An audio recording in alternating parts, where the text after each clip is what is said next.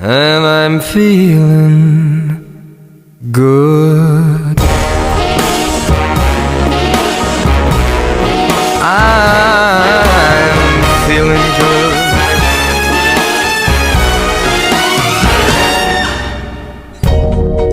Fish in the sea, you know how I feel. Hi, my name is Muhammad Akif bin Ahmad. My name is Nada Elina binti Muhammad Anwar. Hi, my name is Nur Indah Wahida binti Ahmad Kamarudin. Hi, my name is Nino Falisha binti Nizam. My name is Muhammad Akif Fazli bin Madi Zulkifli. It's a new life for me, and I'm feeling good.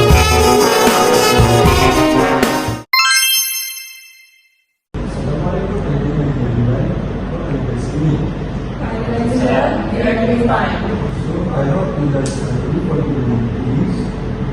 The purpose of the meeting is to discuss how our company is going to face challenging issues and provide the liquidity position against each short-term problems. So, let me start with current liquidity ratio. Then we begin from the statement of financial position as at 31st December 2023. Liquidity ratios contain current ratio, ratio, and working capital.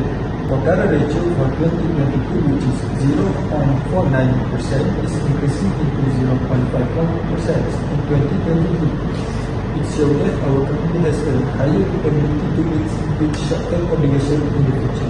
Then we move on to quick ratio for 2022, which is 0.18, is increasing into 0.14 in 2022. This company may not be able to pay its short-term obligation it's having to regain until we current asset. Lastly, net working capital. Based on the statement of financial position, the net working capital for 2022, which is RM 999,320, is increasing into 7,328 in 2023. Net working capital is positive and present that the firm's current asset are financed with long-term finance. The current ratio increased from 0.49 in 2022 and 0.51 in 2023. So, there is a slight improvement in our company's ability to cover its short-term liabilities with its short-term asset. However, although the ratio has increased, a current ratio of less than 1 typically indicates potential liquidity issue. So today I will talk about analyzing our entry reports and the average collection period. So we can evaluate how long it's taking to collect payments from customers. If this period is high, it indicates that we are not collecting receivables as efficiently as we should. By improving our credit policies, tightening payment terms, and following up more promptly on overdue accounts, we can reduce the collection period, speed up cash flow, and enhance profitability by lowering the need of external financing and minimizing bad debts. I want to inform you about the liquidity challenge we are currently facing due to operational issues. While this has impacted our short-term cash flow, I want to reassure you that we are taking proactive steps to manage the situation. We expect these measures to improve our cash position within the next 3 to 6 months, and we remain confident in the long-term viability of our business. We will continue to keep you updated as we implement these plans. Now let's discuss the current debt ratio and analyze the financial risks. In this ratio, we are going to talk about debt ratio, debt to equity ratio, and times interest rate. The debt ratios for 2022, which is 0.67%, is increasing to 0.64% in 2023. It shows that our company is good at managing its debt and low financial liquidity. Then we move on to debt on equity ratios for 2022, with 0.64 times is increasing into 0.66 times in 2023. Less than 1, it indicates that more funds are provided by owners compared to the creditors. Lastly, the interest rate based on the statement of financial position in times interest rate for 2022, which is 1.84, is maintained in 2023. This means that this company is still meeting their interest payment obligation and higher capability and lower risk of default. So, if we increase our leverage by taking on more debt, we are essentially committing to higher interest payments and principal repayments. This could strain our cash flow, especially if we don't see a corresponding increase in revenue or collections. Higher debt levels also increase the risk of default, which could harm our credit rating and reduce our financial flexibility. Additionally, lenders may be less willing to extend further credit in the future if they perceive us as over-leveraged, limiting our ability to borrow in case of urgent needs or growth opportunities. In short, while leveraging can offer short-term benefits, it may compromise our long-term financial stability and borrowing capacity. So, the industry benchmarks for leverage ratios, I will present them for comparison for 2022 and 2023. The debt ratio is 2.0, which is higher than the industry average of 1.2.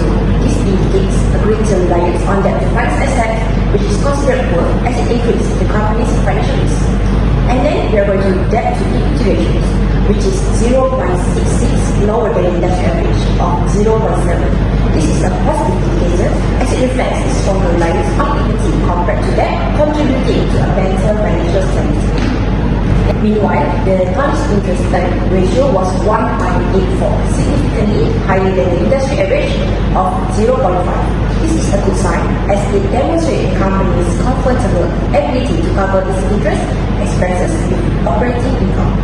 So, for 2023, we have debt ratio which is 1.81, but it remained above the industry average of 1.5. This is still considered poor as the company continues to heavily depend on debt, posing a financial risk. Next, debt to equity ratio 0.64, which remains lower than the industry average of 0.75. This is a positive outcome as it highlights the debt management compared to equity. And lastly, time to interest rate. Although the time to interest ratio remained at 1.34, it is now lower than the industry average of 2.0. This is considered poor as the company's margin for covering interest expenses is falling behind its needs. So, from my data, I can conclude that additional debt can reduce operational flexibility by increasing fixed obligations like interest and principal repayment, limiting cash flow for daily operation and investment. It is also can restrict the company's ability to adapt to the market changes. Now, let's discuss the current efficiency ratios and discuss the second difference. In this ratio, we are going to talk about inventory turnover, reverse collection period, fixed asset turnover, and total asset turnover. For inventory turnover for 2022, which is 4.31, is increased before in 2022. For this ineffectively its inventory to generate sales and holding assets and unproductive stock. Then we will see the leverage collection period for 2022, which is 8.13 days. This increasing into 8.55 days in 2023. The focus on in managing its credit sale and the sales intent. For fixed asset turnover for 2022, which is 0.90, is maintained with 0.90 in 2023. The firm is able to utilize its fixed asset and good in managing its asset and revenues in the appropriate of the industry. And lastly, total asset turnover for 2022, which is 0.76, is increased to 0.7 in 2020. The firm is able to utilize its overall assets and is good in managing its assets. So, for the analyzing inventory management practice, the inventory turnover is negative 4 times during 2022 and negative 4.31 during 2023. Low turnover indicates overstocking or low slow-moving items, leading to higher holding costs. I am suggesting an improvement to reduce holding costs. So, for a manufacturing company, adopting a just-in-time JIT inventory system is one of the most effective ways to reduce holding costs. JIT aligns inventory purchases with production schedules ensuring that the materials and components arrive exactly when needed rather than being stored for long periods. Another suggestion is improving demand forecasting can significantly reduce holding costs by ensuring that inventory levels align closely with actual production and customer demand. Accurate forecasts minimize overstocking and understocking, helping reduce waste and holding costs while maintaining efficient production. To evaluate the effectiveness of our sales strategies, we should begin by analyzing key performance indicators such as conversion rates, the average length of our sales cycles, and the win or loss ratios. We can also gather feedback from both customers and the sales team to pinpoint any challenges or gaps in our approach. For example, if we notice that the sales cycle is taking longer than expected, we might need to change our lead qualification process or enhance the training of our sales team. Additionally, reviewing our sales funnels, such as slow follow-ups or misalignment between marketing and sales teams, can help us identify areas where we can improve efficiency, reduce costs, and ultimately boost our revenue. GC ratios, like our labor cost ratios, are directly influenced by how effectively our employees are performing their tasks.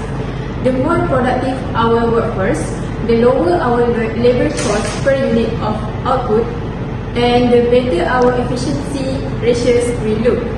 When employees are more engaged and have the right skills, they work faster, make fewer errors, and contribute to smoother processes. But boosting productivity isn't just about pushing employees harder, it's about providing them with the tools, skills, and support they need to perform at their best.